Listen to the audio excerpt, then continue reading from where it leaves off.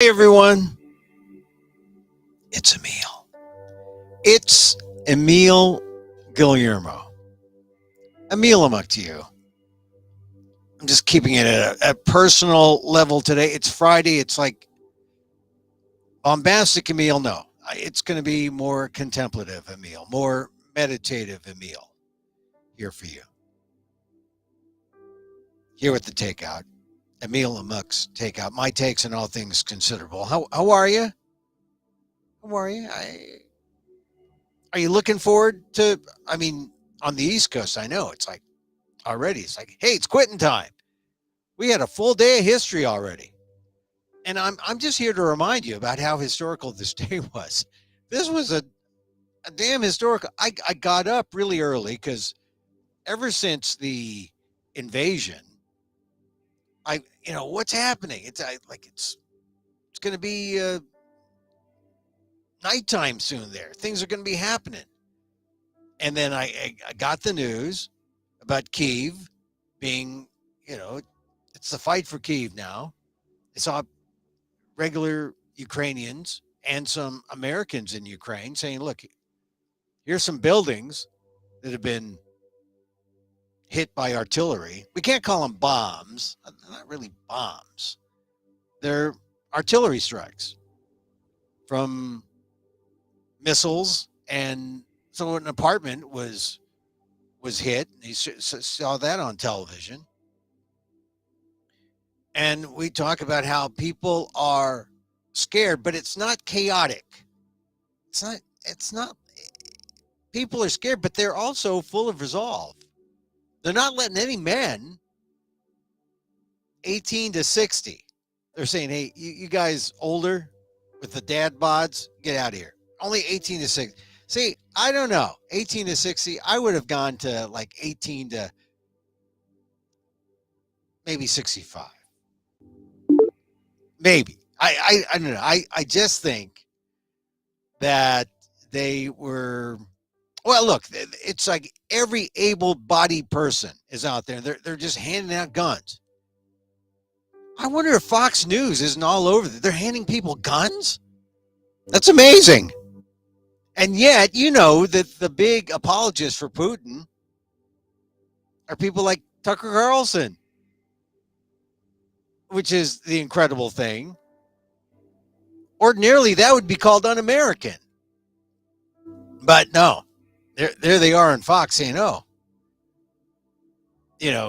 God, I can't imagine what Ukraine isn't even a democracy. That's just baloney. Buying Putin's baloney about neo-Nazism and genocide. This is the gaslighting of Putin. And where do you think? I mean, it's like they're trading playbooks, Putin and Trump, right? Putin goes into our business, 2016 elections. We know that. Trump says, oh, I don't know. He says it's not him. It's just incredible. But now we see it played out on a world stage. And it's pretty incredible. So on today's show, like I said, so much history. And welcome to our program. We do this Monday through Friday, 2 p.m. Pacific live. And, I go on a little early just to give you a little lagniappe, a little sense about where I am and what I'm thinking, what I'm doing. This is show 253 of Emil Amok's Takeout. For those of you who don't know me, I've been in the media for some time, longer than it looks. But I say my takes on all things considerable because I had been associated with that show a long time ago. Also, I was a television reporter, a talk show host. Just think of me as a skinnier, more liberal, less OxyContin, more Filipino Rush Limbaugh. So that means a talk host in a good way, in a time when they weren't looking at talk show hosts for diversity. I provided some. And then writing a column on Asian Americans in Asian Week and all sorts of places right now. the Asian American Legal Defense and Education Fund. Check my new column. It's going to be out, I think, later on today or tomorrow on the ALDEF blog, aaldef.org/blog. We're going to talk about the tremendous history that was made today, just today, day 2 of the war in Ukraine. Look, I still subscribe to a newspaper because I have all these iPhones and stuff. I still read the paper on. But I like the feel of a newspaper, and this was today's paper, Friday, February 25th, 2022, war in Ukraine, which, okay, yeah, that's what it is. When you see a headline like that, we're dealing with history. A friend of mine I was talking to yesterday said, well, Emil, we got so many wars and skirmishes going on my friend likes to do that to me. And I like to say, well, yeah, but this is like this is like 3 or 4 major jumbo jets going down and crashing. It's a news story. It's current. It's history. It involves a superpower flexing its muscle, taking over a sovereign nation. It's real. It's history. And it's history when the day you get the paper on Friday, the paper you get is history because stuff is happening right now, making this all totally old. I mean, right now, if you go to the current websites, let me share my screen here. Share my screen. The current website of the Washington Post. They don't even talk up top about Ukraine. It's like, this is the good thing about web pages. You get to slide down. But the big story, we're going to talk about this here too. Biden picking Ketanji Brown Jackson. We're going to talk about that. That's the other part of history. Ketanji Brown Jackson being named the Supreme Court pick. See, and then you got this. U.S. joins Europeans with sanctions on Putin and other Russian officials. This is how the news has evolved from the Times, my morning paper, which says war in Ukraine, sounds so generic afterwards. But you've got the U.S. now putting the screws on Putin in particular and other Russian officials and oligarchs. And maybe this is going to be the thing about sanctions being meaningful, because sanctions, when Biden did his thing yesterday with sanctions, it made it sound like, well, these are going to hurt in a month. We don't have a month. There are 50,000 Ukrainians who have fled in less than 48 hours. We've got already reports of, on the first day alone, more than 130, nearly 140 Ukrainians who have been killed, and a large number also, like number of Russians. That's reported by the British military information sources. But we don't really know. This is the thing about when you're in war, things are happening, you don't know. You rely on some sources to get a sense of what's going on, but we do know now that the U.S. has put these tougher sanctions. Oh, and this is the other big story. And you see it on my screen. They're handing out rifles to able-bodied men, 18 to 60. Go protect your country. Go home, make Molotov cocktails. Happy hour. Make Molotov cocktails. Because it's real over there. It's history in the making in Ukraine. So that's the big story. Then, of course, Biden touting Ketanji Brown Jackson, which I'll talk about, because, that's kind of like that's the big story domestically, historically. We'll cover all that. And we'll have my good friend, Professor Daniel Phil Gonzalez. He'll come join us momentarily. We're past the 2 o'clock hour. We're past the little lagniappe. Welcome to the program. I'm Emil Guillermo. Welcome to the Takeout, Emil Amok's Takeout. Oh, by the way, Emil Amok's Takeout is a podcast that you can see or listen to on wherever you podcast. But if you have access to Facebook, you can jump on Facebook. You can chat to me, and I can chat back at you if you wish. Or you can just listen to it and watch me if you are on Facebook at emilguillermo.media, or if you are on the YouTube page. I can't chat with you there, but you can see us live there. So there. So as I mentioned in the Lanyap, this is an historical day. And I should have checked earlier my Filipino historical calendar. February 25th, this is the day that President Reagan, the U.S. wasn't always on the right side of freedom. You know, the U.S. sided with dictators. President Reagan withdrew his support of the Marcos administration, and then Ferdinand and Imelda Marcos, he the dictator, Ferdinand Marcos, she of the 3,000 shoes, a lot of shoes, right? And Imelda, she got to get an Imelda shoe joke. I mean, that's like her thing. She was the queen of the platforms. They left the Philippines for Hawaii in 1986 after the people just went out there in front of Malacanang Palace, and they called it the EDSA Revolution because there they were, all these thousands of people out in the street telling Marcos to get out. People power. And it's just kind of, it's historically coincidental and somewhat, it's not ironic, coincidental, and a harbinger, maybe, of good things.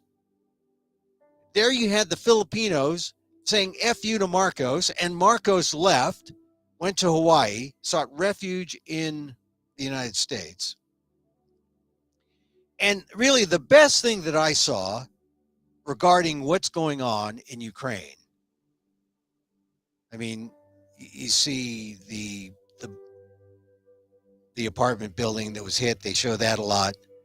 But the thing they're showing now a lot is that the Russian military ship coming into Snake Island, there off the coast of Ukraine, and the sentries there, the guards, the Ukrainian army, there are 13 of them. They got the message. The warship said that we're Russian warships. We're going to give you a chance. Please acknowledge. Please acknowledge. And the Ukrainian members of the army who were guarding Snake Island said F you to Russia.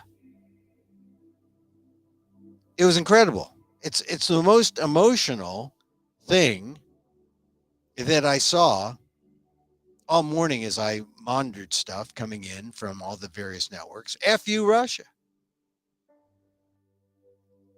And it showed you the fight in those Ukrainian army members who were, the reports are that they were then killed. And they've been given Heroes of Ukraine medals upon hearing about their valor. That's war. That's what's happening in Ukraine. People are dying for their country. That's how significant, how important this is.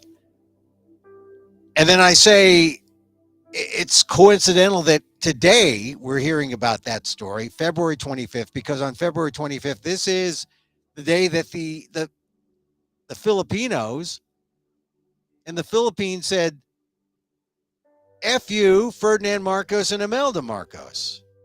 36 years ago, 1986. Can you imagine that? There's a group of Filipino Americans here. They call it, they're not in exile. They are dual citizens of the United States and the Philippines. But here in Washington, D.C., the U.S. Filipinos for Good Governance, they're still, as dual citizens, they look at what's going on there. They look at what's going on in Washington and the United States. Because, the diaspora of Filipinos is worldwide. Because Filipinos can't find enough work to sustain themselves in the Philippines. So they end up going everywhere. Saudi Arabia, Europe. I'm sure there's some FUs, Filipino Ukrainians, in Ukraine. I'm sure there must be. They're all over. But this group, the U.S. Filipinos for Good Governance, they're based in Washington, D.C., and they passed a whereas. They had a little meeting, and they're nicely bureaucratic. They issued a resolution showing their support for the United Nations, showing their support for President Biden and what they're doing or what he's doing in terms of putting pressure on Russia.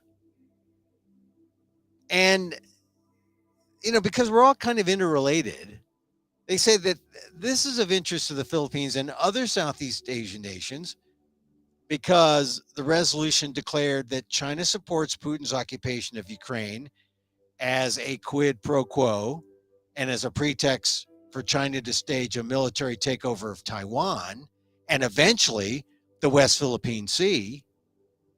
And that's significant because there are little islands down there, the West Philippine Sea, that belong to the Philippines, but China's taking over. They're building things. You've heard of the Spratly Island controversy? Well, that's it. If Russia is successful in invading Ukraine,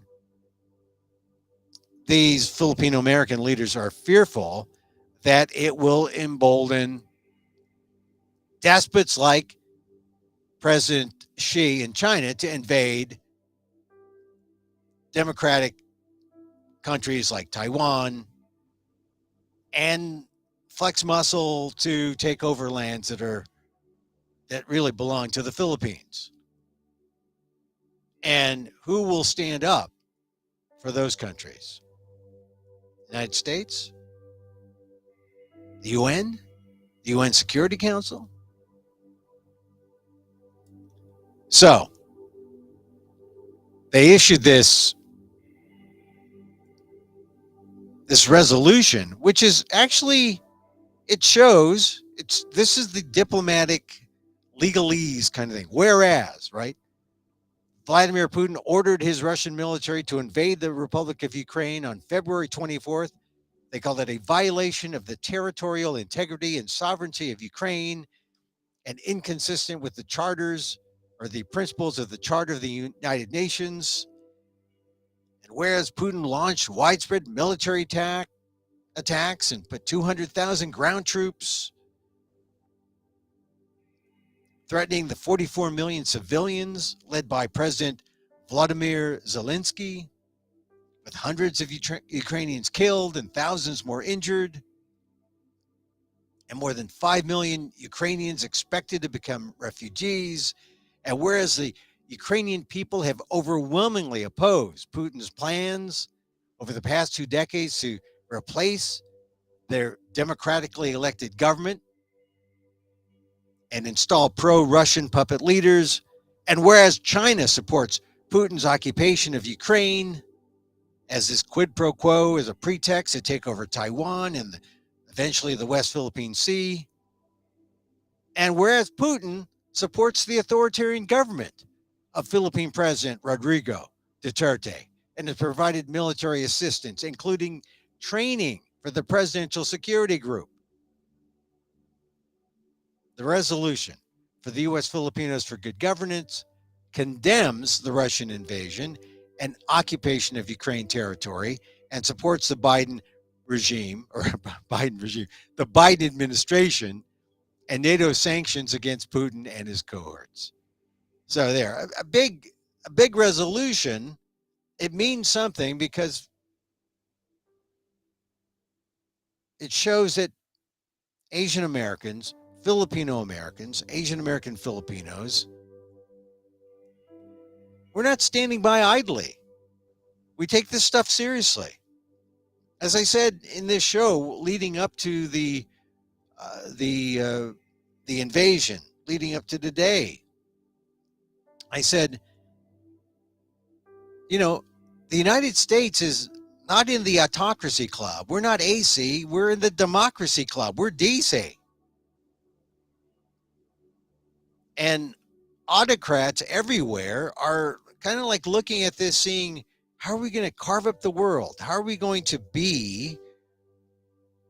shape the world in the way we see things, where strong man rule?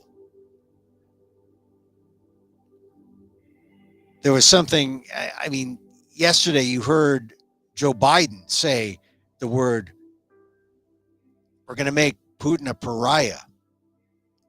And there was, I mean, and then they issued the sanctions. But Robin Wright, who's a great international affairs writer, she writes now for The New Yorker. This is a bit from her column. She says, in the eyes of the world and almost certainly history, Vladimir Putin's invasion of Ukraine was an epic miscalculation, drawing comparisons to Adolf Hitler and Saddam Hussein for cold-blooded aggression that could challenge the world order and change its borders. The Russian leader is now, at minimum, a pariah condemned by leaders across the world. Putin is the aggressor. Putin chose this war, President Biden said in a speech to the nation announcing new sanctions. Putin may now also qualify as a war criminal, according to the Geneva Conventions of 1949. All right. I mean, all this is good to know that we can lead there. But here's the thing about all these things that we do. They're slow, and they do not stop the march of Putin and his Russian troops. And something has to happen to make that go slower, and the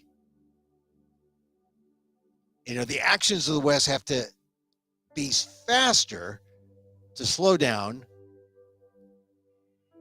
Putin's march through Ukraine, because right now we're seeing the headlines. Battle for Kiev. That's what it is. So there's still things to do. We could spiritually be behind Ukraine, and we can condemn Ukraine, just like the Filipinos have, just like opinion writers, columnists, scholars. But people are dying. What's going to slow them down?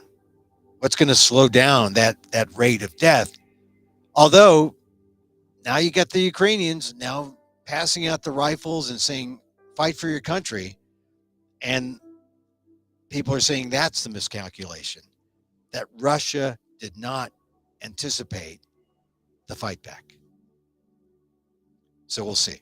We'll bring up Professor Daniel Phil Gonzalez in just a second, but I want to go to the other big story, which is Ketanji Brown Jackson, KBJ. I mean, she is, I think, to hear President Biden today say her name. Let me just play a little bit of his talk here. Today, as we watch freedom and liberty under attack abroad, I'm here to fulfill my responsibilities under the Constitution to preserve freedom and liberty here in the United States of America. And it's my honor to introduce to the country a daughter of former public school teachers, a proven consensus builder, an accomplished lawyer, a distinguished jurist, one of the nation's most prestigious courts. My nominee for the United States Supreme Court is Judge Ketanji Jackson. Judge Ketanji Jackson. You know, before, when she was just part of a list, I wrote about this on my Aldef blog. You're going to have to see what I write tomorrow. I'll post it tomorrow. But I wasn't against an African American woman being nominated. But I just pointed out that there has been no Asian American appointed to the court. And every time it comes up, and it doesn't come up that often, I thought maybe they'd be able to find an Asian American conservative, but they didn't. But so when this came up, I just noted that there are no Asian American Supreme Court justices. And I thought maybe this is the time. And I knew that people were overwhelmingly saying, well, you know, Biden promised this, it was going to happen. I will say, after I saw Judge Ketanji Jackson be introduced to her thing today, I think she's it. I think she's more than qualified. And she is on so many different levels that I really think she is a great selection by President Biden. But you know, the Republicans are still going to like slash and burn and try to take away from Judge Jackson. But what a person.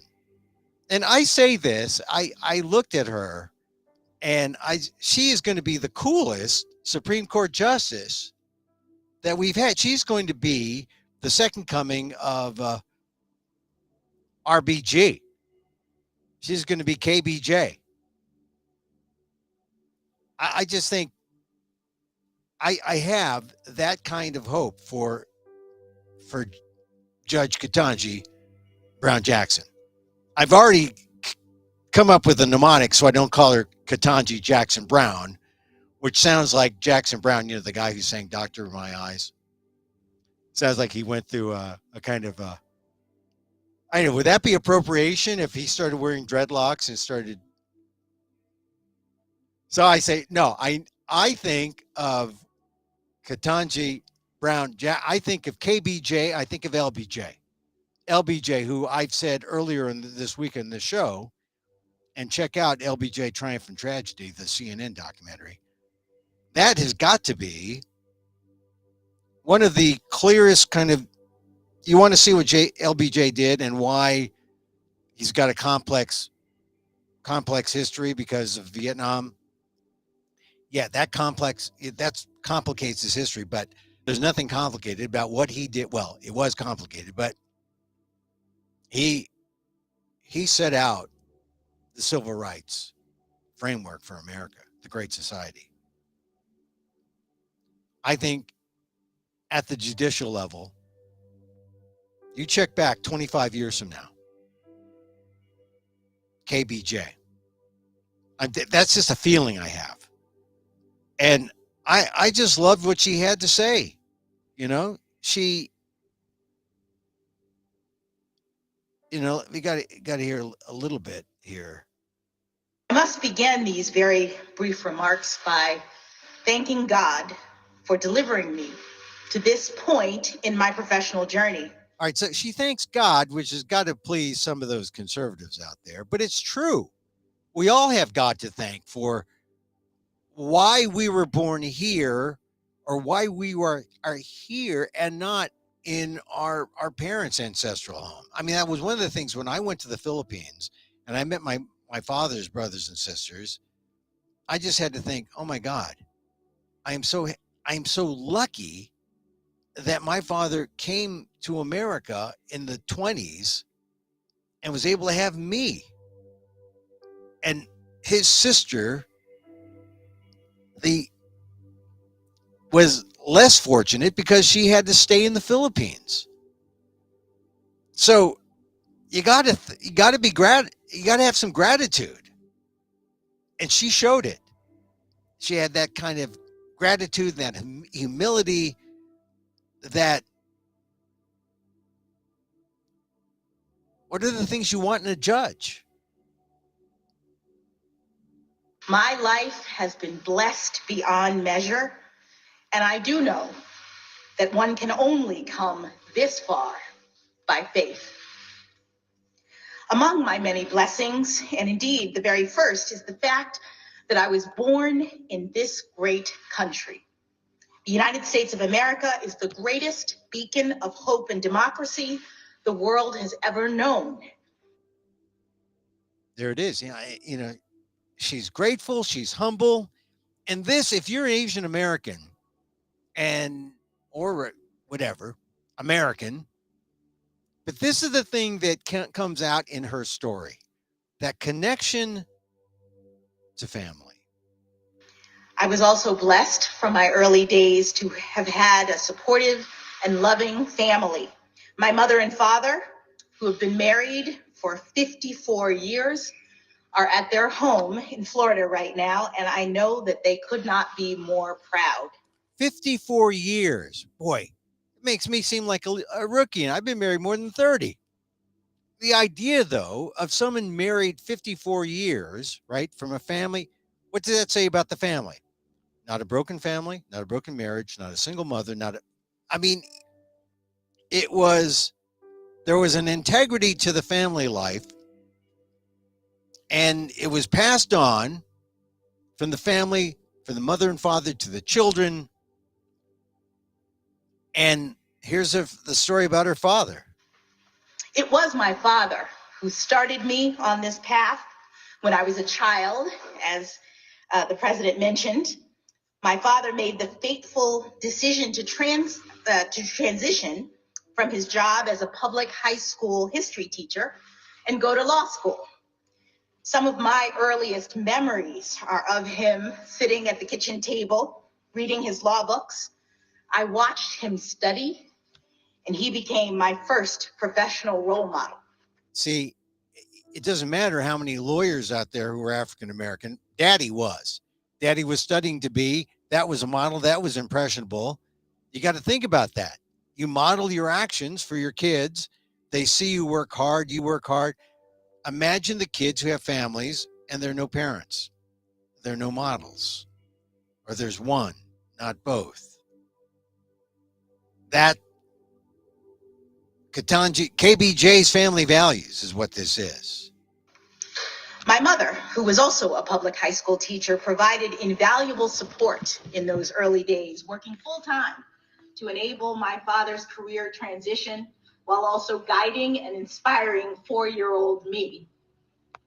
My only sibling, my brother Kitaj, came along half a decade later, and I'm so proud of all that he's accomplished.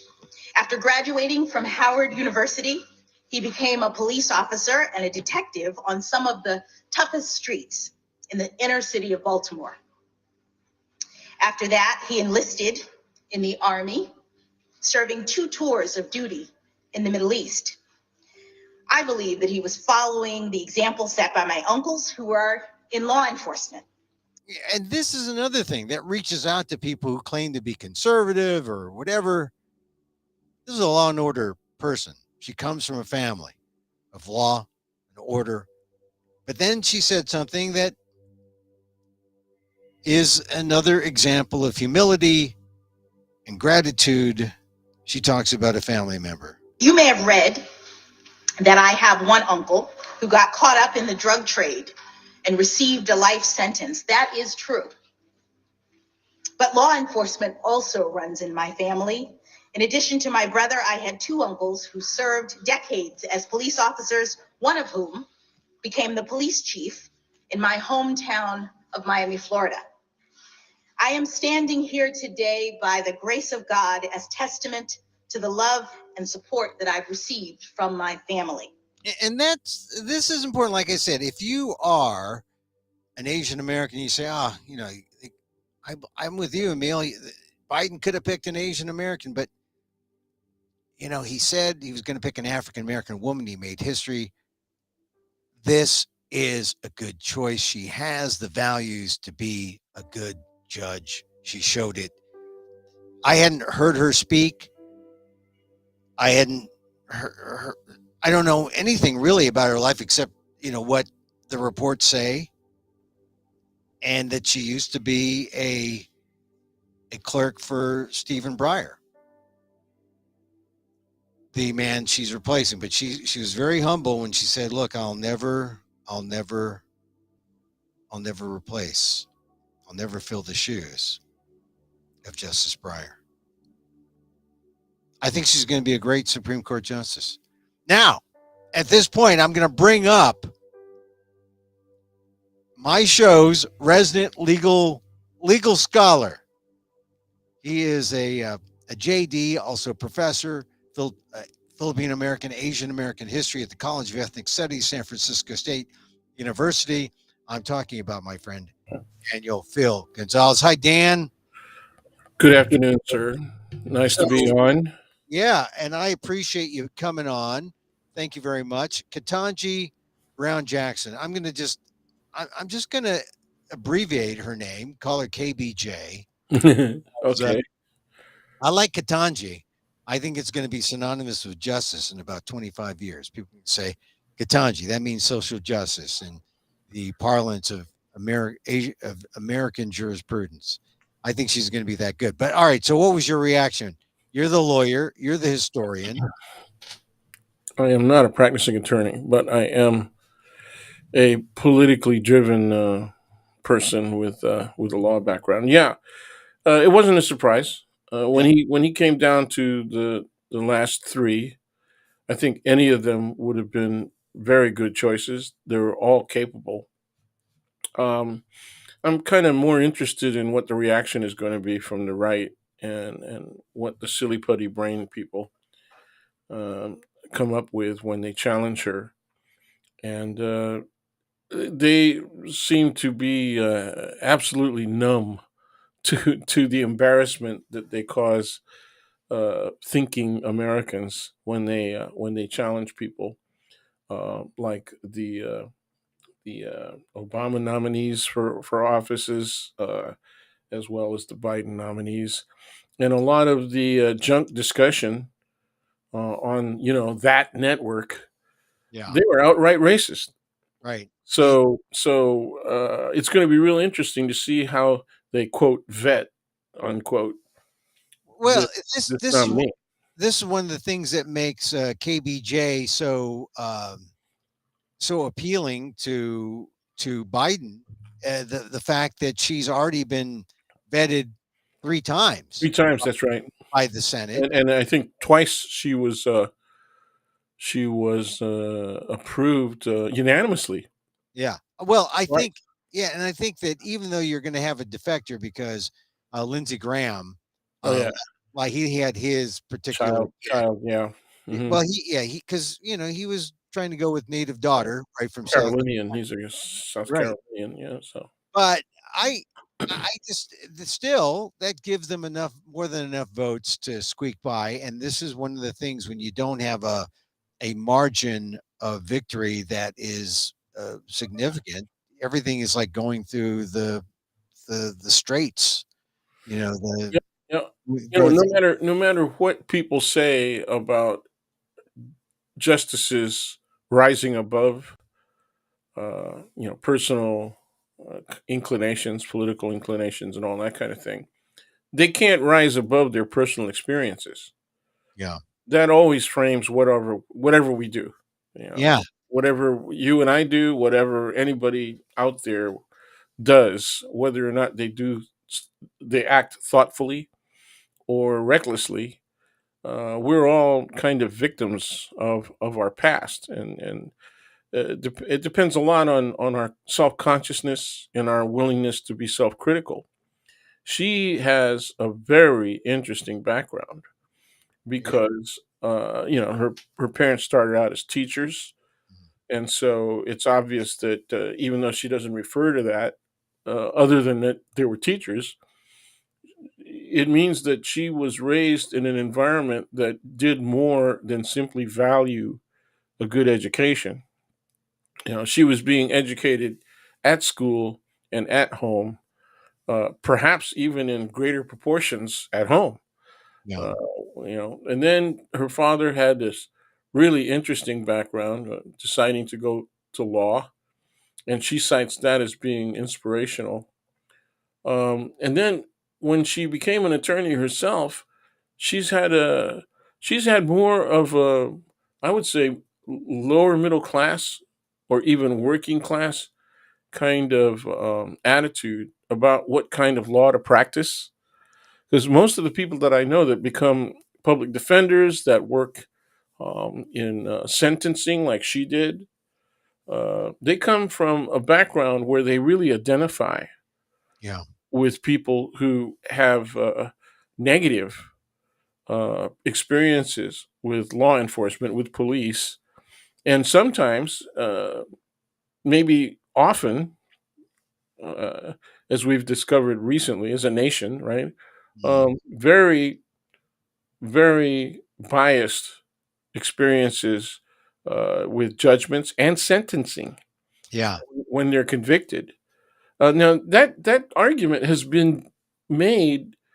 I mean, you're younger than I am, but I'm sure you remember that way back in the 70s and 80s, Mhm. people were already saying that there's a very unequal bias in American society, and then they showed the numbers, they showed the data.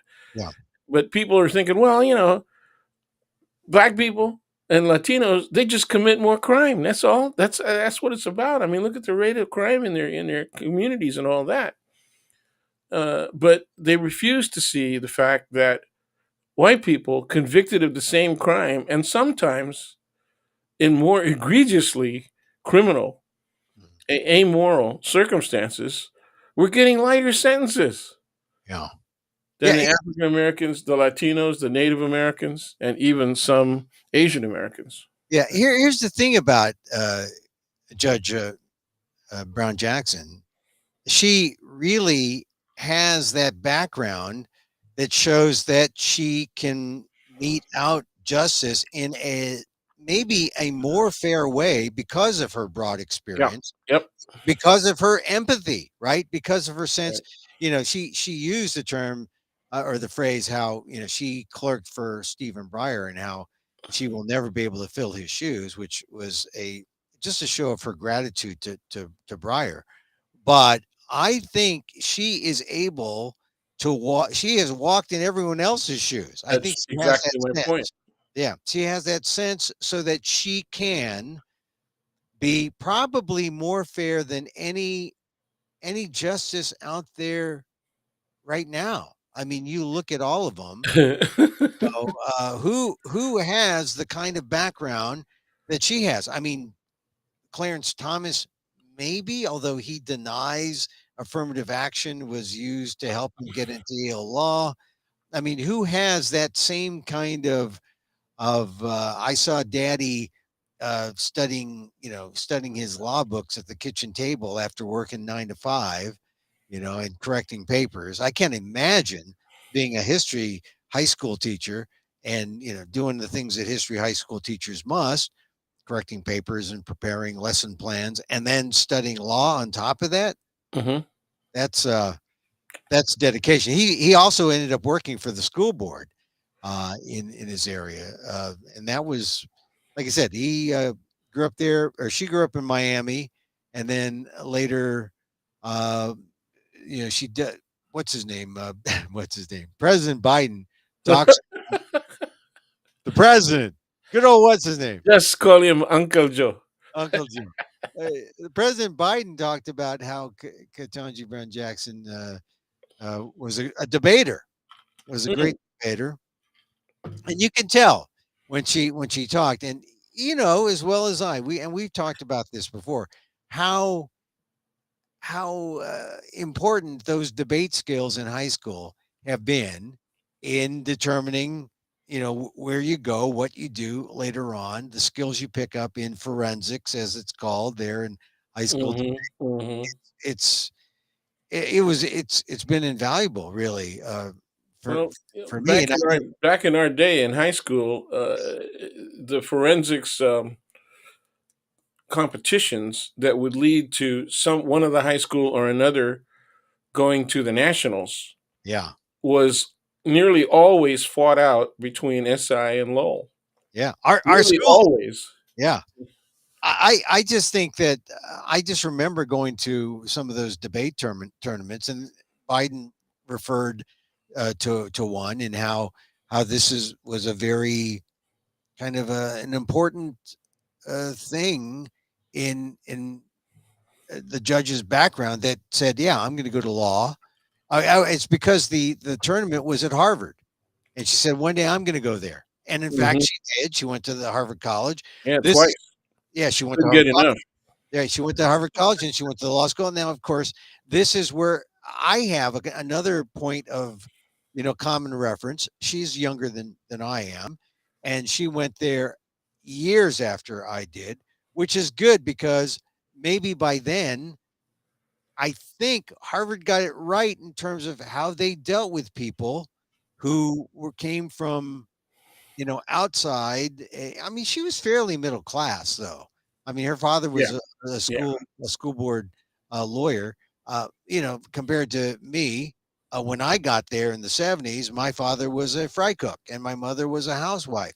And what the heck was I doing there? And this is the thing: whether you're qualified or not, it's still, I think, seen in the admissions realm of colleges as affirmative action when they allow people from diverse backgrounds in.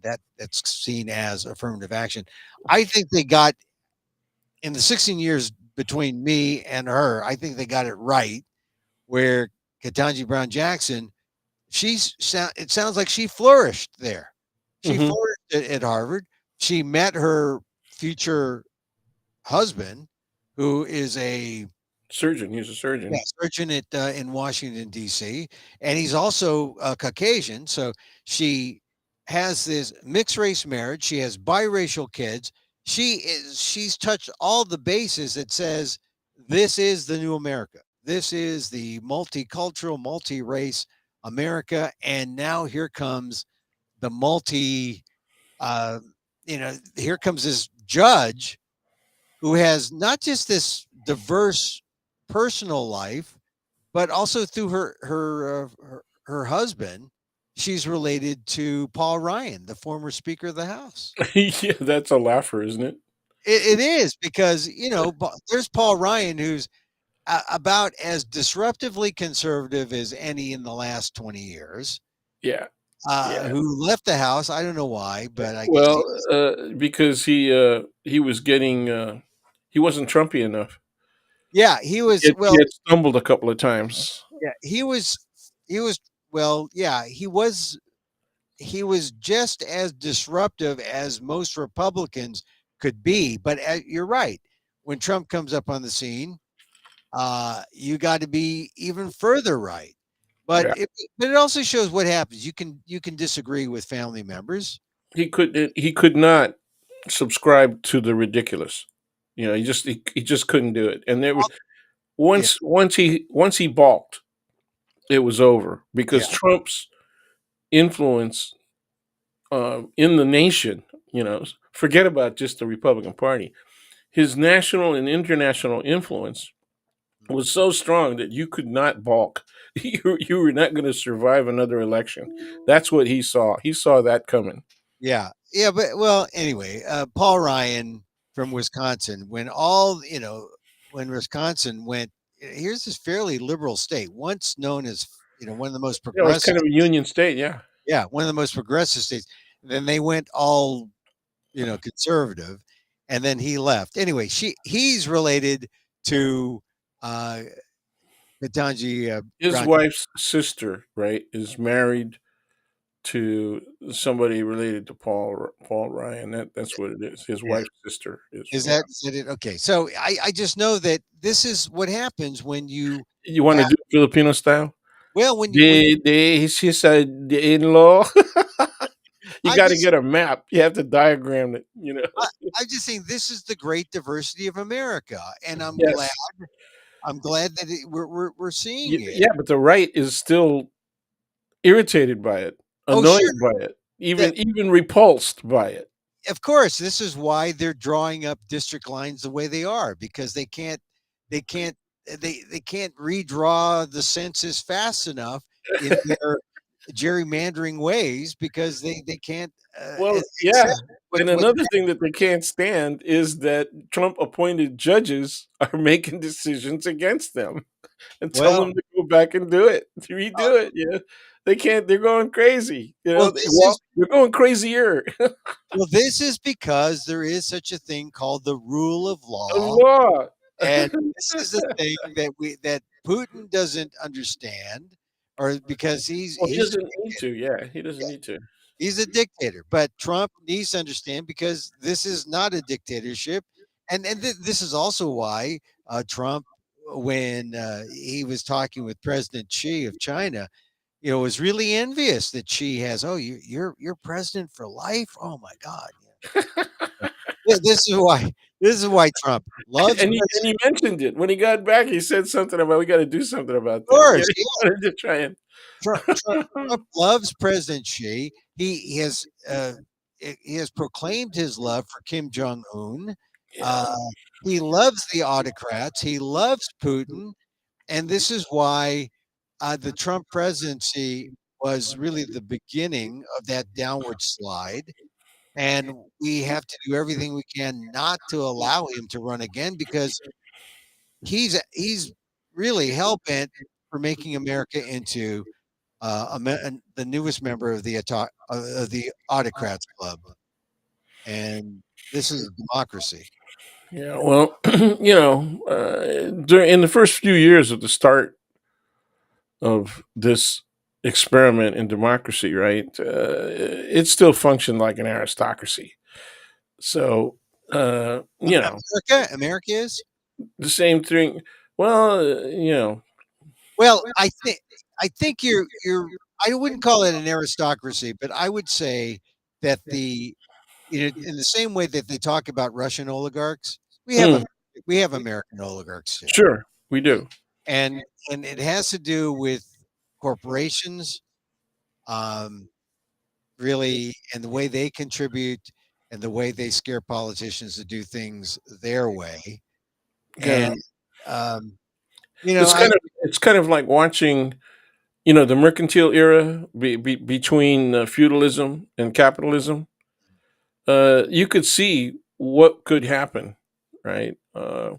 Under the rubric capitalism, and that's one of the reasons that in the 19th century, right, the socialist notions, and particularly the writings of Mr. Marx, right, right, arose out of his experience, right, as a writer living very poorly in London, and he was witnessing the Dickensian conditions, right, of London, yeah, practicing capitalism, and the abuse of children, all that kind of thing, as labor, as labor, right. and especially orphan children as labor. But anyway, can we go back to Judge Yeah, Brown Jackson for a second? yeah. Let's go back to Judge Brown Because Jackson. she's a debater. Because she's a debater, I really am looking forward to the review by the Senate. I really want to see, how how the people who plan to attack her, how well they do, because Yeah, I don't think. Look, uh, already they're hinting. They're hinting at the process. McConnell said some things about the dark money of the left. Uh, well, look, how about the dark money of the right that was, backing everyone from Tony Barrett uh, dark to the whole thing about dark money. Okay, so there's been dark money on both sides, right? But right, the big permissive moment, right? the thing that broke the dam open was the Citizens United case. Oh yeah, yeah, Okay, and and and it was a gift to corporate America and multi-billionaire donors. yeah. Okay, you And that, don't have to tell us where the money comes from. That's why it's called dark, right? yeah, You don't have. I was completely aghast. I'm rarely. I'm so negative about some of the politics and the legal decisions that have been made over the last 30 years. Uh, I'm generally hopeful, but there's some decisions that just tell you, man, I mean, a couple of more like that in that direction, right? Because they've established precedent, and this country is going to be in real trouble. well, it's already. And here we are, Yeah, here we are. And Obama, remember when Obama said at his State of the Union, Citizens United, that's going to be a real problem. And Roberts and most of the court was sitting right in front of him. yeah. And Robert shook his head and mouthed the word no. I don't know if he was audible, but he I, shook his head and he mouthed the word no. I want to play that video back for Chief Justice Roberts and no. say, "What do you think now, dude? Well, Really, what do you think now?" he's the most liberal of the conservatives, Yeah, and it's he, not he occasionally votes with yeah. Occasionally he looks to the left. He doesn't tilt. He just looks leftwards, he but he does. gives them a furtive glance. Yeah, it is definitely a glance. But that Citizens United thing. Definitely furtive. I, I knew that Citizens United was going to be a problem when. Oh, really? Well, it's yes. It suddenly it's not. Corporations were people. Corp- Corporations were like it's. Money is speech. Yeah, Money is speech. That's it. yeah. Money is political speech. That's what it is, man. Money's political speech. Corporations are people. Those are the two Yeah, he put those two together, right? And And well, you it's you get dangerous. Now you have politicians who they need the money, and so they'll.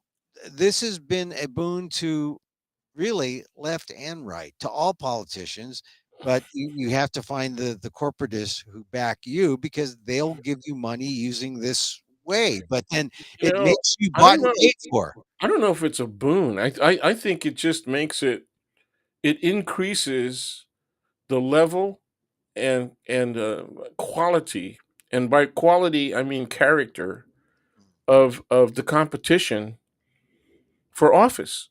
So regardless of principles, right? Uh, Regardless of ideology, the one thing they all have in common is they have to compete like crazy for the buck. And yeah, I think I've told you before on this show that in my discussions with members of Congress, both former and current, I asked them, or I asked their chief of staff, okay, how much time do you spend trying to raise money for the next election? Every 2 years for the House of Representatives. And they said between 60 and 75% of the time. yeah, They're not they're not doing legislation, yeah. they're not visiting back home and listening to their constituents. They're trying to figure out how to raise more money. It, That's it's what con- they do. it's constant, and it's the reason why a lot of good people don't run. Well, It's a you reason. were there. You worked there. You must have seen that. Well, no, it wasn't. It was there, but it wasn't as bad when I was there than compared to now. Now it's like you got to fundraise. You got Yeah, and it's not just Congress, right? What people don't understand, it's happening right here locally, right? oh yeah, yeah, It's in the '80s because the pattern, right, of people moving from the school board to the mhm, board of supervisors and then to the state legislature. That was an established pattern by the late '80s. yeah, Okay, that the school board elections became more about what's your political future than just being dedicated to the school board and the educational process in San Francisco City and County. And it went from maybe 25,000 mhm, to put up some posters and use newsprint media, maybe a little bit of radio. It's cheaper than TV. yeah, But by the late '80s, people were having to put in 80,000, 100,000, 120,000, Yeah. And I know this really well because I supported people to run for school board and for board of supervisors. And I was a member of a Democratic club Yeah. locally, an officer in that club, and you know how much it takes to win an election. And you had all these professionals, right? The people who figure out how to run the campaign and all that, and they're the ones who tell you what the money market is, right? Yeah. What's going on? Well, this is the thing about Congress, and this is also the reason why being a judge is above it all, Well, supposedly, supposedly. But you still get politics, and yeah. the hope is that I think Biden should be commended for picking someone who is almost like a gift.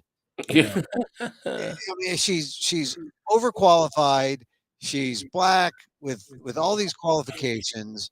You can make history, but what's going to happen with the pushback from the right? They're going to find ways to criticize her Oh to yeah. to, to make I people say, can't wait. I can't wait, Emil. yeah, they're going to find ways to make people think, you know what? As great as she is, she's not good enough, and that is going to be a a heartbreaker because and also it's gonna look ridiculous on the part of the critics because here is a woman who has everything. She's got the background. She's in terms of race, in terms of class, in terms of the education, in terms of her experience, and yet the Republicans are going to find something wrong with her, and that boy, I think it's just going to expose the BS behind, their It's not been. their vetting. What Dan, you went gone. You froze on me. You froze on me. See, this is what you get for living in San Francisco. Like, You know, where the with the right there you are. Are you froze? You froze for about 30 yeah, seconds. So man. repeat. I've this. Repeat. It is not my computer. I have a brand new, really fast card. In as for a Wi-Fi card, we have been having problems with our internet. Xfinity. It's I because don't know. you live in that liberal bastion, San Francisco, and And they we've been hacked. We're being hacked hacked by by the the same people. Russians. The That's Russians. it's the Russians. It's Yeah. the Russians. It's the The freaking Russians Russians. the Russians don't care about me, so they say, "Go ahead, we'll let them in." Yeah, well, it's making me angry enough to go fight for Ukraine myself. It's just. All right, so tell me what were you saying? I was saying Yeah, that she not only has lawyer experience, she has juridical experience too, and much more than some of the other juridical. people that Wait, wait, are wait, wait, wait, now on the court. wait, wait. She's more. You said she's overqualified. She's overqualified in the sense that she's more qualified than at least 3 or 4 of the people on the freaking court. Oh yeah, yeah. When you You say know? juridical, what do you mean juridical? Oh, judge. Oh, oh She that. makes decisions. Oh yeah, she's She been. makes decisions. Yeah. Well, yeah, I agree. I think, and you know, I just think she's a. I never saw her speak before. Uh, this is the first time. She sounds really young. Yeah. Oh yeah. Yeah. That's the thing that struck me. That for 51, she was a young 51. Yeah. Amy Coney Barrett is 50, and she strikes me as young too. That's Yeah. the other thing. People in their 50s are young, Yep. and Yep. compared to us, and they Oops. and You they had to go there. Okay. well, I'm just saying they have a whole generation to go. They do. They have and that's good. That's They good. do. And so I think she's going to pass. I Oh, hope. she's gonna pass. There's no question. She will pass, but I really want to see people challenge her and see how she handles that, right? And Yeah, then when she gets on the court, I want to see her be very participatory, yeah. right? I Uh, think she will. I think she's not going to. She's not going to be like Clarence Thomas. Clarence, The shadow. well, he's speaking now. Shadow. He's speaking a lot now. Just Yeah, within the I last can't. year. Yeah, he just started doing that though. He Yeah, just started doing that in the last 3 years. He started to speak out more, and this is his distinction during the Trump administration. yeah, yeah. Well, Because his wife let him. yeah, because mostly it's been his wife doing the talking, Yeah. Oh God. and which is another story because that Oh, should be she's way out there. She's that way should be out there. Some people are saying he's gotta recuse himself on some cases and stuff like that. he And I say should. he ought to just retire. He ought to just leave, man. Well, now here's something that you raised. It seems to be a topic that's going to be coming up a lot, and that is whether or not, because you mentioned recusal, and you brought it up a couple weeks ago when we talked. And this is the idea when someone asked Nancy Pelosi about stocks and should be members of Yeah. Congress. Oh yeah. And I didn't realize how hot this was because I always thought, well, they've been buying stocks for years and no one ever said boo. And this may be just a sense of, well, that's kind of normal. We don't need to bother to look into it. And now that people are looking into it, now suddenly people are saying, I don't know if this is such a good idea. Now, why are they doing this? And that would ordinarily be my kind of like, well, for a layman, to a layman logic, why are they buying stocks? They shouldn't be buying stocks, but they have, and this goes in the category of, well, this is the way we've always done it. Well, Corporations. When you go to a name brand law school, corporations is usually a second or third year um, course, and it's only one semester. It's not a full year course.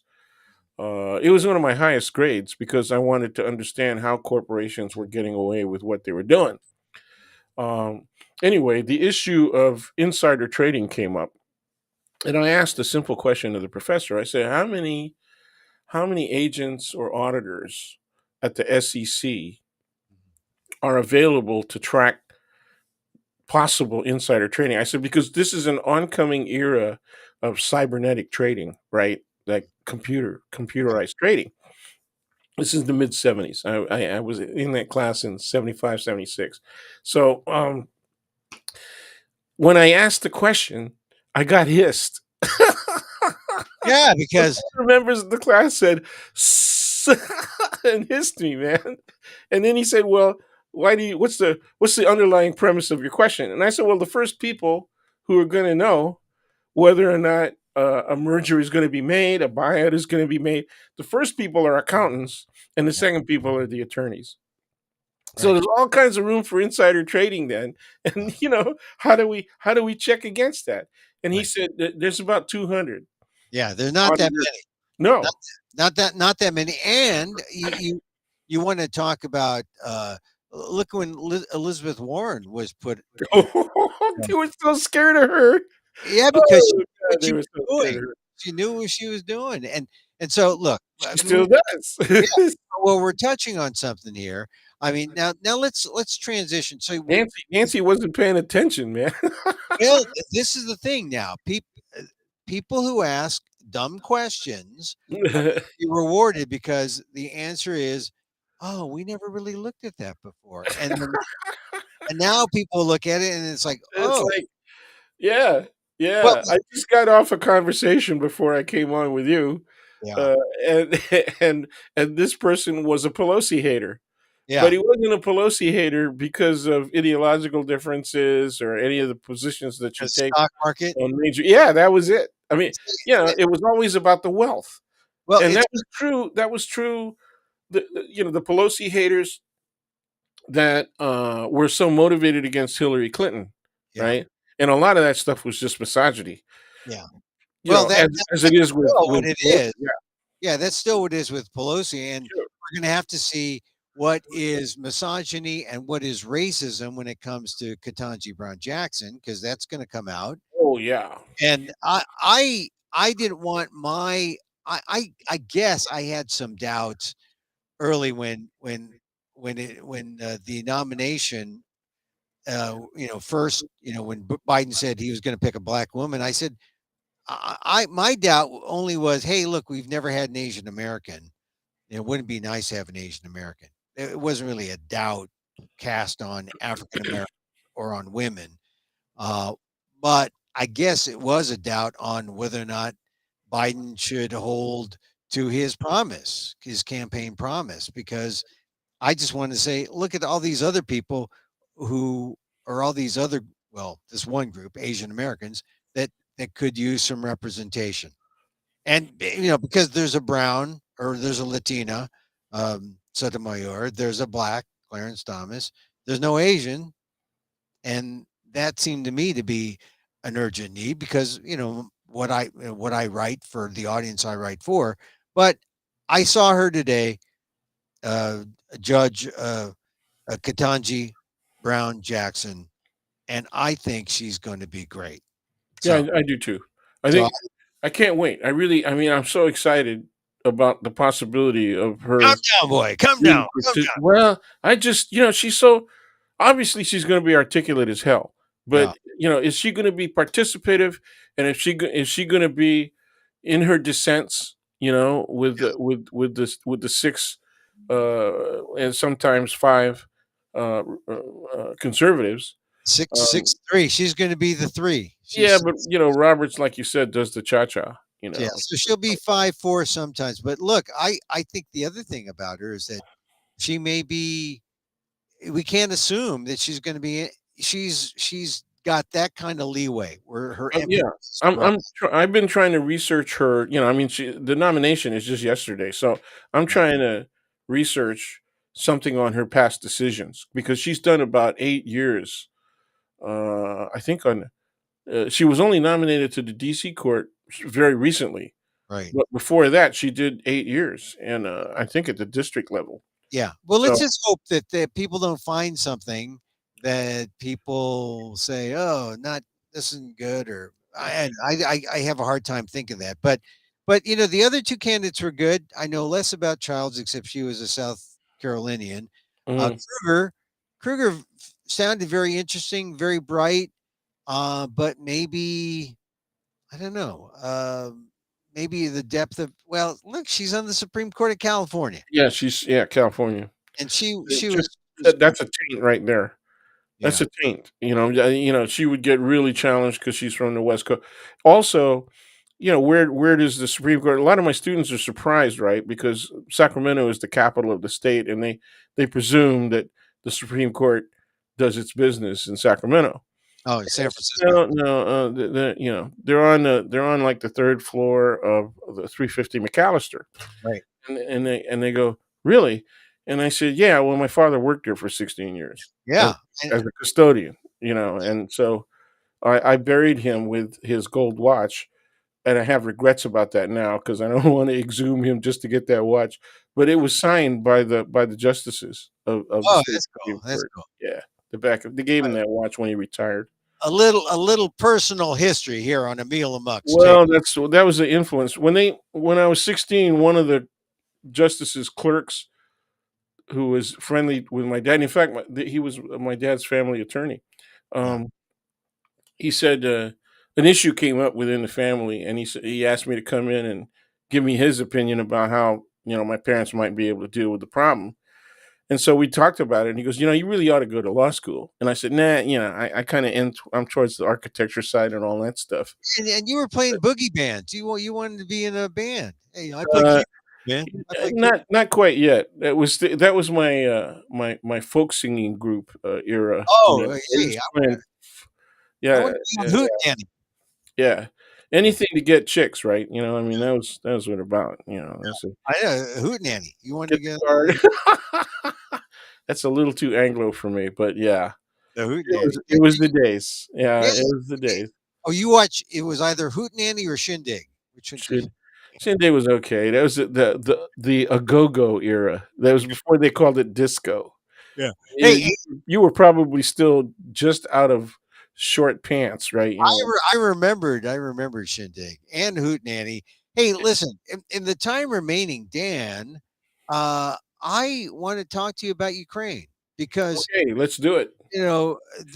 we this is a big Filipino American History Day, Philippine history, but There are probably some Filipinos in Ukraine. We'll have to check it out. yeah, Um, some of the reporting coming from the Philippines on what's going on there has been really good and very detailed. So we got to look at that. Anyway, By the way, you said the Philippine there's about 300 Filipinos in Ukraine, or were. oh, when did you find out? Well, there was a story in the Philippine press saying, "Hey, Oh, okay. time to get out." There's like 300 or so. Was Uh, it in the Inquirer thing or what? I think it was. I saw it in the Inquirer, one of the Philippine papers, but it said when Biden was saying, "Get out now," Right, uh, right. there was like about a couple hundred, 300 Filipinos around there, not 3,000. Interesting to find out what kind of jobs they had too. I mean, how, you Oh know, yeah, yeah. If they're part of the diaspora, they weren't all part of the you know. yeah. Was there a male, female slant? That kind of thing. So just the gender kind of gives you points it in a direction. But Okay, yeah, Ukraine. What really cracks me up about uh, the degree of the fallacy in and that's with an F, not a yeah, PH, yeah, of Putin. Well, when it comes to Putin, it could go either way, man. yeah, But luckily he quit, doing the bare chested thing. yeah. But he said that Ukraine was never a country on its own; that it was always part of Russia. Or Well, never a democracy, he said. yeah, that's true. But he wants to go historically back in time and say that there was never a time that they weren't part of Russia, really. And I said, well, my question to him is, well, that's really interesting. Why then is there a Ukrainian language? Right. I Yeah, guess what? It's like the Philippines. They just decided, even though we live right next door, we're going to speak a mutually unintelligible tongue. yeah, But you got it. The guy, he's people are starting to say he's crazy. yeah. I'm Yeah, starting to agree. you're starting to see that now more, and also Exactly. there was a reluctance to say the name Hitler, but now the comparisons are coming out. Oh, 1939 Poland, Hitler. People are saying that term, and I think the idea of Putin becoming a pariah is probably more real now, or I mean, because once he comes out of this, say he gets what he wants, he gets Ukraine.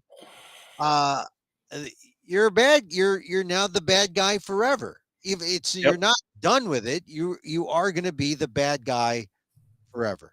He's essentially trying. He's walking into the probability of another Afghanistan episode.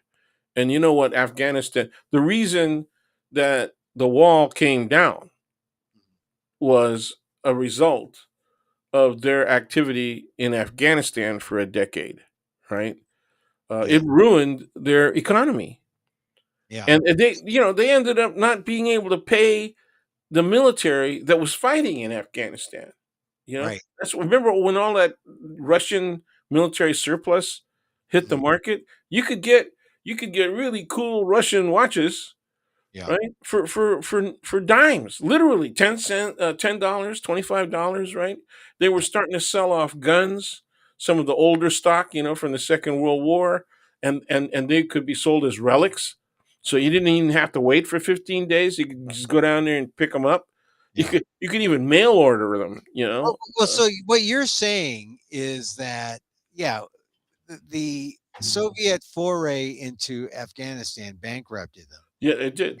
And then when they had to turn tail, that was a sad sign. That was one of the things that happened when last year when the U.S. came out of Afghanistan. Exactly.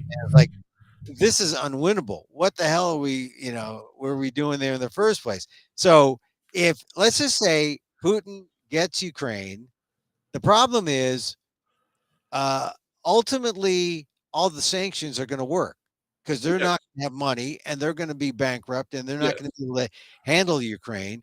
But Yes. the problem is, look at all the deaths that Yeah. that have happened since the invasion began and the time when you'll be able to see these sanctions actually working. So Yeah, even if they don't do a holding pattern, which is what they claim now, but you can't trust a damn thing that either Putin or Lavrov, yeah, say. they don't want to hold Ukraine. They just want to destroy their military so that they don't feel the possibility of an attack coming from Ukraine.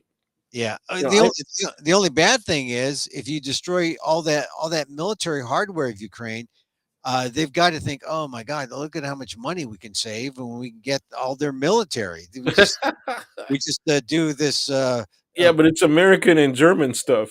Oh, So you don't it's understand not it. just, it's not just AK-47s. Did you see that? The guns the guns that you were referring to as rifles Yeah. were different models of the AK-47.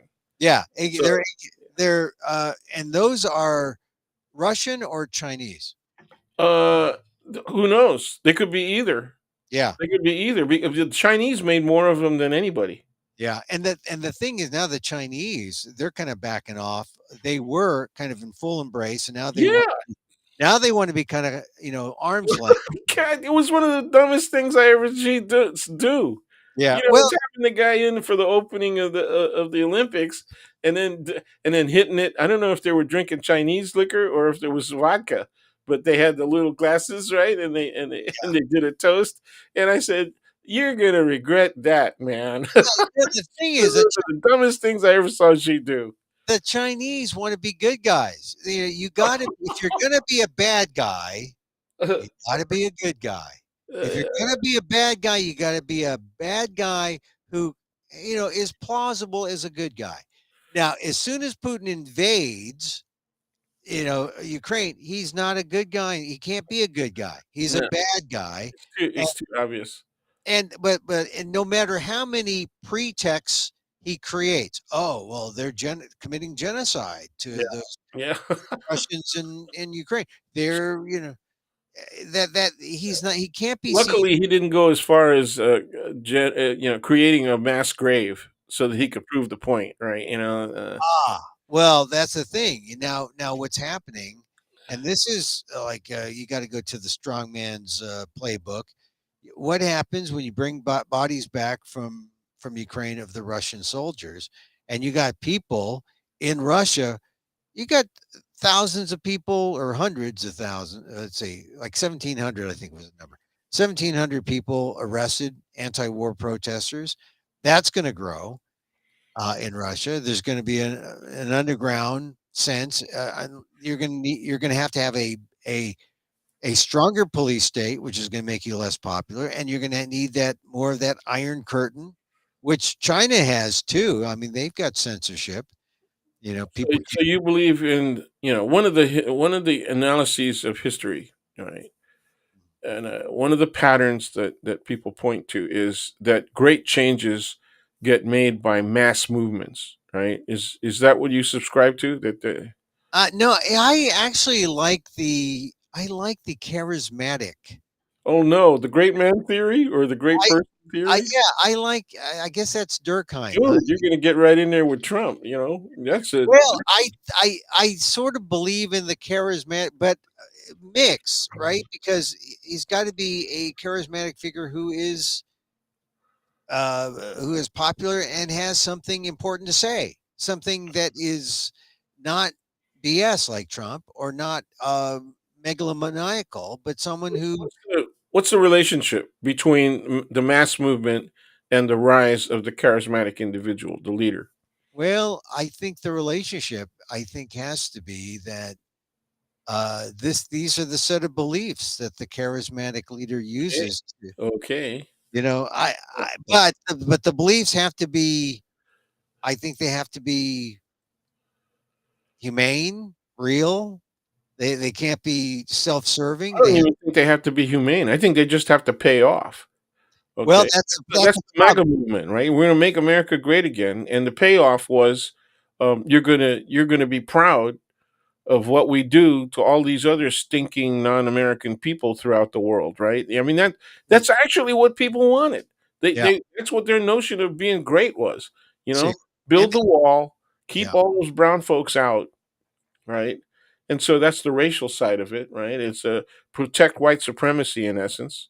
yeah, yeah, We're even past that. We're using white supremacy now instead of white privilege. right. Remember what a hard time it was to Oh get yeah, people to accept there was such a thing? as white privilege, and now we use supremacy, and even the white supremacists use the word white supremacy and Yeah, to deny it. yeah, See, no, no, no, it's that's not what funny. it is. It's funny. Yeah, when the House censored Steve King, the representative from Iowa, for using the term, I think he used white privilege. Right. He It, did. not white supremacy. And now now people just say, oh, well, forget the WP, just go to the WS. Yeah. White supremacy. That's like, well, like just like people there's a lot of and I think that must come from academia, right? Yep. Yep. It must come because people in academic circles are getting into the Yeah. political circles, just like in rhetorical and logical combat. People are saying, "Oh, that's they call it false equivalency, Oh, yeah. Sure. which used to just be apples and oranges." That Right. I mean, that's how most people know false equivalency. Oh yeah, Right. that's apples and oranges. So Well, I think the beginning of false equivalency in the political discourse is both sides do it. yeah, Yeah. that's a true thing. Well, yeah, because when Trump started using it more, then that's when you heard false equivalency. All right, Oh, so going back to Ukraine, Ukraine. how long can Oh Ukraine man. last? Because now the United States is sanctioning Putin individually, um, and now the opening day. I was struck by how easy it was for Russia to come in when well, they came in while Ukraine was sleeping. I would I would encourage the Ukrainians to not do open confrontation much further. I would it's too late for that. They weren't prepared for it. One of the things that I blame Zelensky for is that when you see all these people massing, the military, Russian military massing right on your border, you got to start. Even though it makes people feel nervous and worrisome, You got to you got to prepare. start bringing them back and evacuating them towards Poland. Evacuate them to the west. Okay, because and then make sure that whatever you have as an organized military is starting to do its work. You don't want to show hand completely, in the sense of poker. Um, but you do want to try and save civilian lives because you can predict where the battleground is. You actually can decide where you're going to make your point of resistance.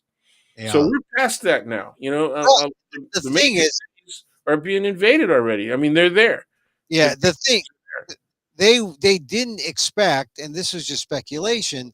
They said they were going to go into Donetsk and Luhansk in that the Donbas region, Right. and they thought just as far as those two regions went, when they went all the way out to the perimeter of the Donbas, that's just that little section. But then Putin starts sending the tanks and the Sure. artillery strikes all over the country, and now Sure. suddenly, He so had it some, covered. He had it covered, man. He had three sides of yeah, Ukraine covered, and so it was his choice how they would move and whether they could even move simultaneously. yeah, And we've seen a bit of that. So there's two questions, right? How are the Western allies going to help? And right now they're already running. Ukrainians who want to do a little bit of resistance, including the formal military, need more supplies. yeah, Okay. And so there's only Poland, that border, where they can bring stuff in. Otherwise, they'd have to fly stuff in, and then that gives the Russians targets, yeah, right? So bringing it in by rail and ground, by trucks, that'd be the best way to do it. yeah, But I would tell them, calm down, don't resist openly at this point in time, and start waging a guerrilla resistance. Okay, and as you say, that's going to claim a lot of Russian lives. There are. Did you hear that report that when they said, well, there's almost 300 combination of civilians and military that have been killed on Yeah. the Ukrainian side, and the Ukrainians said, yeah, but we got 800 of them, and they also captured some soldiers. Yeah. Okay, so it's Yeah. going to be very interesting to see how the military plays those guys and what kind of information they can get from them. That's one issue, because that is going to put pressure on Putin. I don't think he's going to react to pressure that much. I really don't. I think he's just going to keep doing what he decides he's going to do. His arrogance has taken over, He's sort of he's like one of his buddies. he's already the bad guy. Yeah, yeah, and so there's two threats that come against him, and you're saying that there's the mass thing where people are starting to protest in numbers, even though they're getting arrested, and that's going to be really bad for them. Um, and I think that movement is going to grow. But the greatest threat, I think, to Mr. Putin, he's a gangster, and he deals with gangsters. Okay? So And there's people going to be want to say, somebody else that says that's enough of that stuff, and they're going to take him out. yeah. They're Well, gonna either force him down, or he's already arrogant. You yeah. can't force this guy down. You're gonna have to, do the do. You're gonna have to take him out. I think he's a candidate for political assassination by somebody in his own crowd. Well, you get an oligarch who is now, on a list and is suffering and has less wherewithal than Putin, in terms of, they can, withstand it more than Putin's like the wealthiest person in the world, or one of them. And if one of these oligarchs who was enabled by Putin can't stand him, maybe you get two oligarchs to say, "Hey, gangster on gangster." I That's I think most of them. I think a majority of them can't stand him. yeah. You know, Well, but they got to stay in line because you get dead. yeah. You know. So you saw that meeting where he's like, across the room. That's a big dance floor. Ah, come on, we got to do a slow dance together. Come on. Yeah, yeah. I just It was interesting, especially. I was wondering who the photographer was that shared all those that pictures. was pool camera, pool camera. Yeah, That yeah. wasn't a selfie. That wasn't a But it was capturing their eyes and the way they were looking at him, and they were looking at the camera, and it was capturing their fidgeting with their masks. That all that stuff. So well, he looks like he's more of a germaphobe than his buddy, the Orange Man. yeah.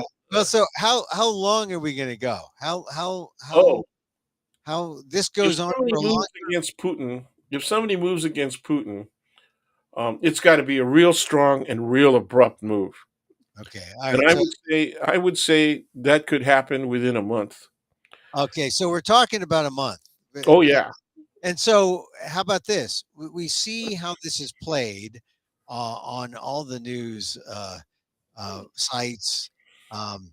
Battle for Kiev, signs of war, explosions. Let's see, explosions hit Kiev for second night, intense battles across Ukraine. Leader vows to fight.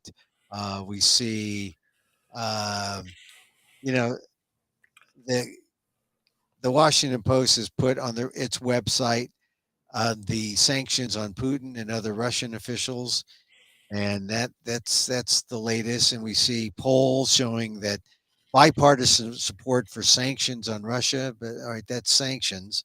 But you think, and they say it's going to Because take they're a going to while. work, but it's going to take at least a month, maybe 6 weeks. Yeah. But So you're saying they're going to work. this goes on The for question, yeah, the question is that will it make Putin stop? And my answer is no, it won't. yeah Okay, and that's one of the reasons that the people who don't like him, that are part of his oligarchical group of people that he keeps in line, right? Because they take out your whole family, right? yeah When you get out of line.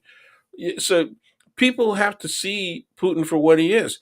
Everybody says, "Oh yeah, he's ex KBG, FSB, and all that stuff." Okay, fine. Okay, he's a gangster, pure and simple. That's a very dangerous life to live. yeah And so it could be very sudden. It could be very abrupt. In the meantime, there could be a possibility that generals don't want to do it. they don't. They could turn and say, "We're not going to do that," and he could be facing essentially a military coup. So, oh, a coup possibility. Yep. But so it's not going to be the people necessarily. You're not going to see an EDSA revolution like in the Philippines, but I They mean, don't have enough statues of the Virgin Mary. That's their problem. yeah, they're going to have to, they're going to have to You get gotta all, have that. You want to do EDSA, you gotta have that. you got to have that. Yeah, the Catholicism, I know. But Yeah. all right, so it's not EDSA, And but oh yeah, and you need a cardinal sin too. I always loved his name. Cardinal Sin. Yeah, the Russian Orthodox Church, I think, is the big one. Sure, that could work. Yeah, you need someone who's leading a man, but it's going to take time. And so, are we going to see in the news like these incremental things? Every day is going to be like these bold headlines, or they're going to calm Sure. down. Like, I think it'll start wearing down in about a week, and it all comes down to how strong the resistance is. There's a lot of reports that um, the Russian advance is a lot slower than they even anticipated, uh, right? and Yeah, so I've seen those reports too. They're talking about how they didn't think that they were going to face the kind of fight from the yeah, Ukrainians, and yeah, that's a good sign. But it also means that we're going to see dead bodies, that's Ukrainians right, and Russians, that's and right. Yeah, I think we need to, if the U.S. and Germany can get their act together and go through Poland and supply them with lethal, armor, lethal to armor and air weapons. It's going to be very interesting. It's going to be very interesting. You know, people see those tanks roll, and what people don't understand is how vulnerable, tanks are to the right weapons. yeah, Uh, even the simple old Molotov cocktail, is yeah. quite effective. If used well. Well, Uh, that's what they're going home to. I mean, the um, President Zelensky says, "Go home, make yourself a Molotov cocktail, yeah, no, yeah, more than one, man. You got to, and use it wisely. Use it use wisely." it wisely. Yeah, Just don't drink what you make. yeah. I mean, but you're saying sort of uh, people should kind of cool it, but let Drop back guerrilla warfare. yeah, That's what I would do. It's too late for the other kind of activity. If you find out that they have a point of entry, and this one was kind of easy to call in terms of Kiev because they just finished widening the highway, yeah. right? That connects to Belarus. It's like a freeway of war. Just Yep, right yep. to The freaking tanks ruined that, man. You run a couple hundred tanks down a road like that, and it just turns into garbage, right? It's a well, bunch it's gonna of be yeah. They like someone's gonna have to fix all those potholes, the potholes and the artillery shells. I think there might be some good stuff that comes out of this. I think that Belarus, what's his name, president of Belarus. I think he's in trouble. Yeah, Uh, because he's fully embraced Putin. I don't think the Russians are going to be real eager, especially if Putin gets in trouble. Real eager to support Belarus. So they're just using the Belarus border, right, to right be now. able to frame Ukraine properly. And so everybody around Belarus is going to be looking at them, and they the whole spy thing and the counter movements. I think are going to affect Belarus very negatively, and that would be good. The other guy who likes to play both ways is from Hungary, right? Oh, that guy. Yeah, Uh, Erdogan. No, yeah, not Erdogan. no, Erdogan is Turkey, Turkey. but yeah, he likes to play both ways. He's a member of NATO, and he made a deal with the Russians for petroleum products. I think for natural gas. I think he made a natural gas deal. Well, see, this is what people don't understand with Ukraine. That Ukraine wants to be part of NATO. NATO's not letting them in. yet, and Well, you that's got to qualify. There's certain standards, right? You know. but that's why NATO isn't like, just they are not. They seem like they're not doing anything. It's because it's not a NATO nation yet, Right. Ukraine, That's and right. and They don't have a in essence a contractual obligation with them. You know, So now Ukraine and the people of Ukraine are even going to want more, to be a part of NATO. yeah, But they have a corruption problem too. I mean, it's nothing like Russia. Okay, Russia's is way worse. yeah, I don't get it. I think it's the vodka. yeah, I yeah. I think don't know it's how they. too much, man. Well, it's definitely not a democracy. Like I mean, the Philippines. See, this is the thing about the Philippines. The Philippines, democracy, but a little corruption, and then one arrogant man. And I'm not talking about Duterte because he's still a president. Yeah. But What day is this? right, but it was Marcos. Marcos was Oh, he was the dictator. and the kids are still kicking, and Bong, wants to get past the courts and say that he's eligible. Yeah. So I don't know. Well, listen, Dan. Look, we're not going to solve the Ukrainian problem Boy, in a we went day. all the way, man. We went all the way from appointees to the U.S. Supreme Court to Ukraine to the Philippines, and So yeah, well, you brought up we the cover it all. Spratlys earlier. We cover it all. And Yeah, so, listen, Dan, thank you very much. I appreciate you coming on, and we'll see. We'll see if always fun. it's It's going to take. always fun. Let's see. I put down some big bets this today. I know Let's it's see what happens. going to It'll take only, a it'll month. only take about a month to 6 weeks for this stuff to roll out. But if he keeps saying crazy stuff, Yeah. it's going to move up the timeline.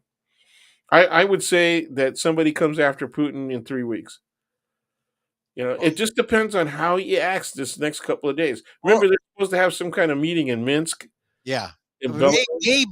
maybe Zelensky was asked for a meeting. They said okay, maybe, but I think that's what I heard this morning. I don't know if it's scheduled, but it was talked about, and certainly NATO has met, and some non-NATO nations, or some,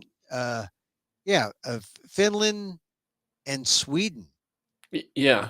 are now part of this group that are wondering what's going on with Putin. But I like the fact that most people are now seeing Putin as a bad man, and if you're a bad man, you got to be looking over your shoulder Well, all the time. Putin made a move on Finland, several years back. So Yeah. yeah, and it's completely understandable why they would want to Well, jump. they're right. Finland's right there, Yep. right There it there, is. right there for the taking. Just like, and that's a significant. All you got to do is follow the reindeer. Yeah. Back and forth across that border, Yeah. like the Oh, old cowboy range days here in the yeah. West. Exactly. Anyway, it was All right. great being on, man. Always completely enjoyable. All right. Dan Like, you have Gonzalez this Harvard pedigree. You have something uh, in common with with this newly KBJ. nominated justice. KB, I'm Yeah, calling her KBJ just because KBJ. we got to get used KBJ to. is cool. Got to get I like her first name so much, though. It's really Katanji. It's going to be synonymous with social justice in 25 years. Just wait. Just wait. yeah, It's yeah. gonna, So when people get released from prison, we can say they got Katanji or what? or when people get a sense of justice, when people get a sense of justice, when they thought it was not going to happen, There was a Katanji. Okay, no, I like it. this, I really, it's we're going to have to coin very that. romantic, man. You Yeah. know. All All right. right, dude. Thank you. Daniel, all right. Daniel Phil Gonzalez, my friend, College of Ethnic Studies, JD, not a practicing lawyer, but has a JD. San Francisco State University, Asian American politics, Filipino American history. Always good to have him on the show, friend of the show, and always providing the insight. Now, how many people have said, look, Putin's a gangster? Here's the thing about stuff you'll see on CNN and all those other places. You have all those places who are like, they're bureaucrats. They're sitting on their hands. They don't. They're former bureaucrats or current bureaucrats. They've got interests. right? You're not going to see people freely talk about this stuff and say things like, Putin's a gangster. He's got to look over his shoulder. It's true. But you'll hear it here because this is the free world, the free world of the internet when it works. Hey, listen, thank you. Well, the Emil Guillermo Orchestra has to play. Thank you for being here. Once again, thank you to Daniel Phil Gonzalez. Thank you for just hanging in here with us. You know, when we have Dan on, it's a good time when we just sort of cut it loose. And I think, you know, from Ukraine to the Philippines, this is the 36th year of people power. Think of that. That's significant. And to think that the coincidence of Ukraine standing up and saying F you to that Russian ship, you might have seen that. They're playing it a lot because it's emotional. And after the Russian or the Ukrainian security guard stood up, the Russian military ship killed them all 13. And that's why that's the kind of thing that motivates a Ukrainian resistance. So we'll see. We'll see what happens through the weekend. We'll be back on as news merits, I guess. But we got a lot to say. Check out my column. I'll put it out tomorrow or tonight, later tonight on ALDEF, the Asian American Legal Defense and Education Fund, aldef.org/blog. And so, regular viewers of the show know, hey, this is the time where I say, hey, follow us on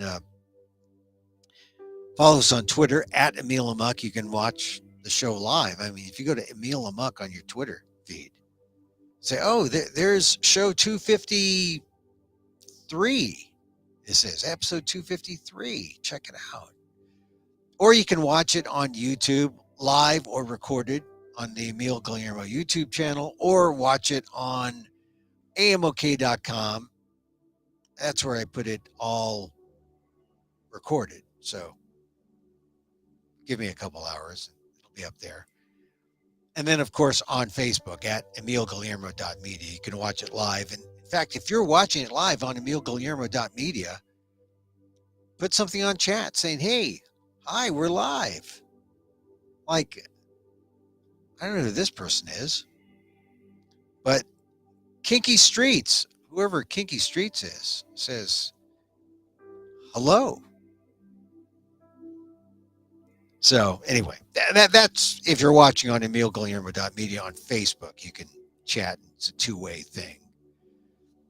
But as I said, regular listeners of the show know that at this juncture,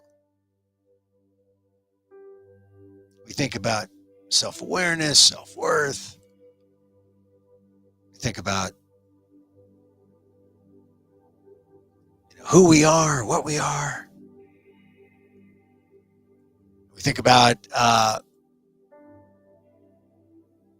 this is where we take this hand and put it here and this hand put it here. And we just give it a little hug. Just say, you're worth it. You're worth it. You're good.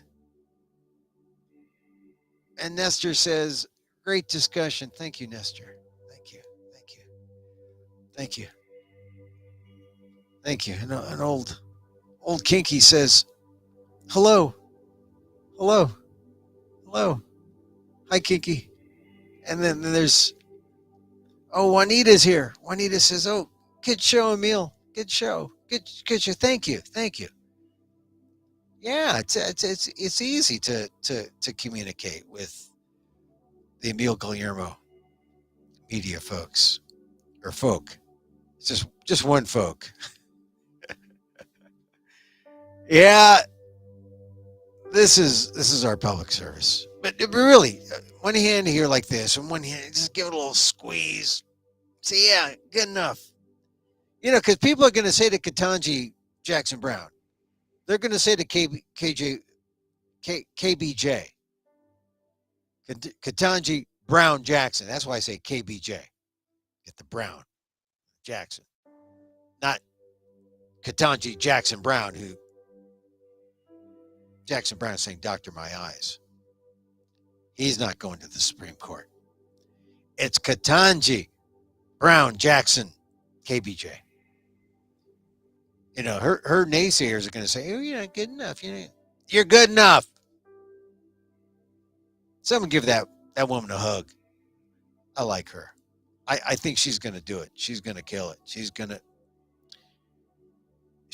going to help build that Supreme Court back up to where it needs to be. She's got a lot of things like Thurgood Marshall. You know, she defense attorney, people talked about that. And she intermarried.